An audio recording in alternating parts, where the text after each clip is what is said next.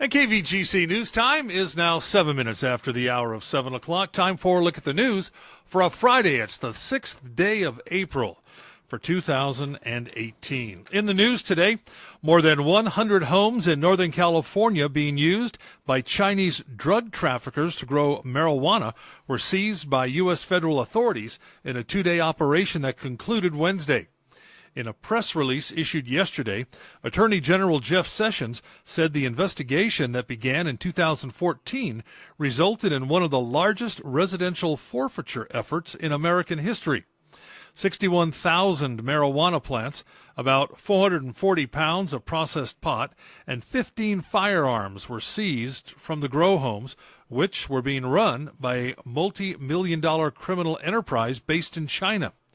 Investigators were able to link 12 grow houses in Valley Springs busted by Calaveras authorities back to the same criminal organization. Through investigation and information shared with other regional, local, and state law enforcement agencies, the Calaveras County Sheriff's Office determined that these locations were tied to other operations throughout the state of California. Calaveras investigators provided information to the FBI and the DEA in a joint effort to further the overall investigation into this foreign-funded criminal organization. All 12 locations in Calaveras County are now in the process of federal seizure.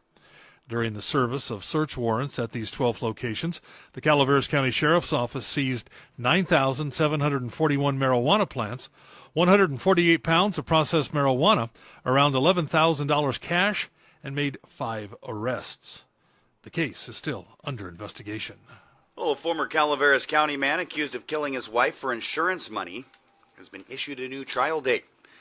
Earlier this week, Carl Carlson was issued a new trial date of October 3rd in Calaveras County Superior Court.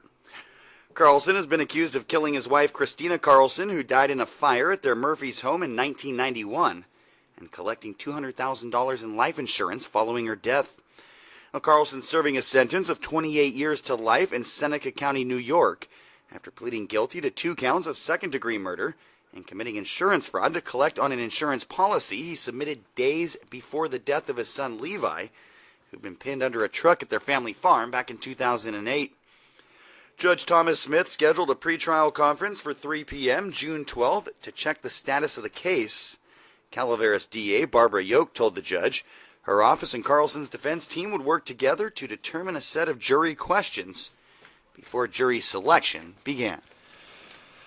The recall attempts against 2 Calaveras Unified School District trustees has ended.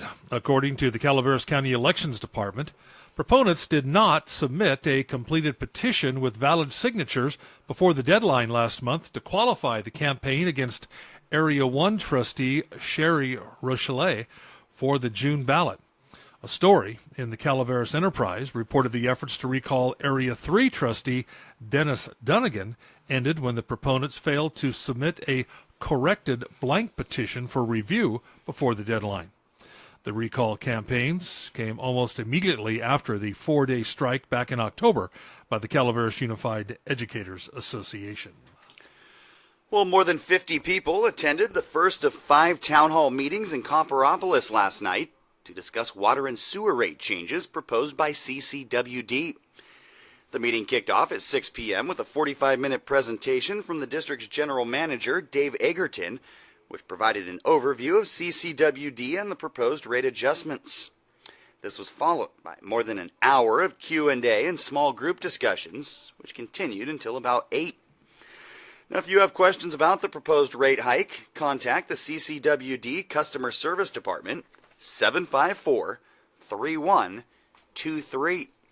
The next meeting has been scheduled for next Friday in Sheep Ranch at the Central Calaveras Fire Station, followed by one Monday the 16th at the West Point Elementary Multi-Purpose Room. The meetings start at 6 p.m. Amador County Treasurer Tax Collector Mike Ryan is reminding property owners that they have until Tuesday, the 10th, at 5 p.m. to make the second installment payments of their annual secured property taxes for the 2017-18 fiscal year. This deadline should not be confused with the income tax deadline, which is several days later on the 17th. The second installment of secured property taxes was due by February 1st and will become delinquent if not paid by 5 o'clock on Tuesday. A 10% delinquent penalty and $20 cost charge will be added. For more details, contact the tax collector's office. And the 12th annual 49er Bypass Run has been postponed from this Saturday to next Saturday due to the current storm. The race will start on Main Street, Sutter Creek. Check-in begins at 8. The race starts at 9. Late and same-day registration is a $5 fee increase. Sign up at active.com or the Accra office. For more information, 223-6349. Again, the 12th annual 49er Bypass Run has been postponed to next Saturday, April 14th at 8 a.m. And again, a quick reminder for you, the Interfaith Food Bank holding their 10th annual Empty Bowls fundraiser on Sunday, the 15th, at the American Legion Hall on Sutter Hill this year. You can support the Interfaith Food Bank and enjoy tasty soups, breads, and desserts provided by local restaurants.